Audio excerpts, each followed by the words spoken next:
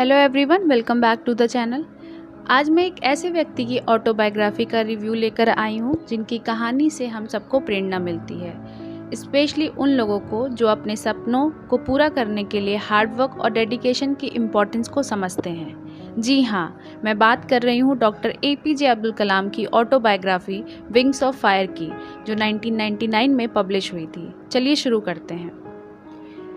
Doctor APJ Abdul Kalam का जन्म 15 अक्टूबर 1931 को तमिलनाडु के एक छोटे से गांव रामेश्वर में हुआ था।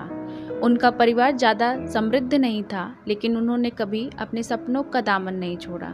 ये कहानी हमें सिखाती है कि आपका बैकग्राउंड आपकी मंजिल को डिफाइन नहीं करता। वो हमेशा कहते थे कि सपने वो नहीं होते जो हम सोते हुए देखते हैं, सपने वो होते हैं जो हमें सोने नहीं देते।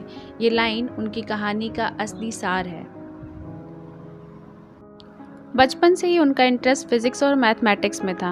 उन्होंने 1950 में सेंट जोसेफ्स कॉलेज तिरुचिरापल्ली से अपनी ग्रेजुएशन कंप्लीट किया। उसके बाद 1955 में उन्होंने मद्रास इंस्टीट्यूट ऑफ टेक्नोलॉजी में एरोस्पेस इंजीनियरिंग में एडमिशन लिया। MIT में पढ़ते वक्त उन्होंने काफ़ी फाइनेंशियल चैलेंजेस फेस किए, लेकिन उनके गुरु और परिवार के सपोर्ट से उन्होंने 1960 में अपनी डिग्री कंप्लीट की। डिग्री कंप्लीट करने के बाद 1960 में उन्होंने defence research and development organisation में अपना करियर शुरू किया। वहां से उनका स्पेस और मिसाइल टेक्नोलॉजी में इंटरेस्ट बढ़ने लगा। लेकिन उनका बड़ा ब्रेक थ्रू तब आया जब 1969 में उन्होंने Indian space research organisation join किया। इसरो में उन्होंने सैटेलाइट लॉन्च व्हीकल का डेवलपमेंट किया, जिससे 1980 में भारत का पहला सैटेलाइट रोहिणी स्पेस में लॉन्च किया गया। ये उनकी लाइफ का टर्निंग पॉइंट था। 1982 में उन्होंने DRDO में वापस बुलाया गया, जहां उन्होंने भारत के मिसाइल डेवलपमेंट प्रोग्राम को लीड किया।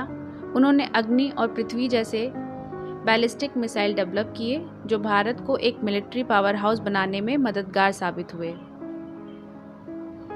उनका लीडरशिप स्टाइल काफ़ी इंस्पायरिंग था। वो हमेशा अपनी टीम के साथ काम करते थे और फेलियर्स को कभी निगेटिव नहीं लेते थे। उन्होंने टीम वर्क और लीडरशिप के इम्पोर्टेंस लेसन दिए, जो लोगों के लिए प्रेरणा है। जिस तरह उन्होंने अपनी टीम के साथ फेलियर्स के बाद भी कभी होप नहीं छोड़ी, उनसे ये सीखने को मिलता है कि हर फेलियर एक नया चांस होता है कुछ और बेहतर करने का। उनका सफ़र सिर्फ साइंस और टेक्नोलॉजी तक सीमित नहीं रहा। 2002 में वो भारत के राष्ट्रपति बने। उन्होंने अपने राष्ट्रपति के पद का इस्तेमाल यूथ को इंस्पायर करने के लिए किया।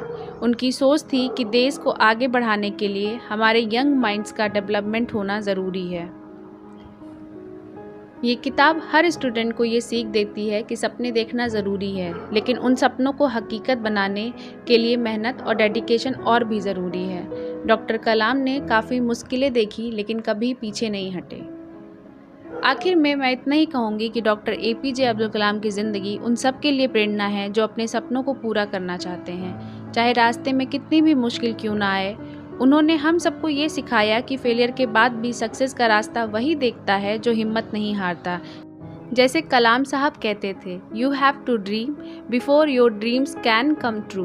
तो अगर आप भी अपनी लाइफ में स्ट्रगल कर रहे हैं तो ये किताब आपको ज़रूर मोटिवेट करेगी। अगर आपको ये रिव्यू पसंद आया हो तो ज़रूर इस किताब को पढ़िए और अपने एक्सपीरियंसेस मेरे साथ शेयर करिए। Till then keep reading and keep dreaming. Bye bye.